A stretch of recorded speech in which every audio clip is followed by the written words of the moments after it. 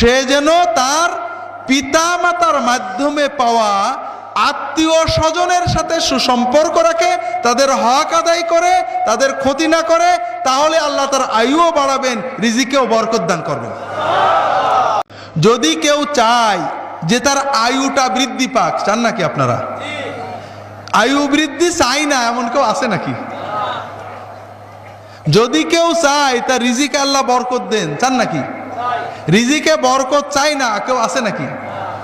আল্লাহ রাসূল সাল্লাল্লাহু আলাইহি ওয়াসাল্লাম বললেন, ফাল ইয়াসিল রাহিমাহু, সে যেন তার পিতা মাতার মাধ্যমে পাওয়া আত্মীয় স্বজনের সাথে সুসম্পর্ক রাখে, তাদের হক আদায় করে, তাদের ক্ষতি না করে, তাহলে আল্লাহ তার আয়ুও বাড়াবেন, রিজিকেও বরকত দান করবেন। হাজিরিন, রাহিম পিতামাতার মাধ্যমে, পিতামাতা এবং পিতামাতার মাধ্যমে পাওয়া আত্মীয়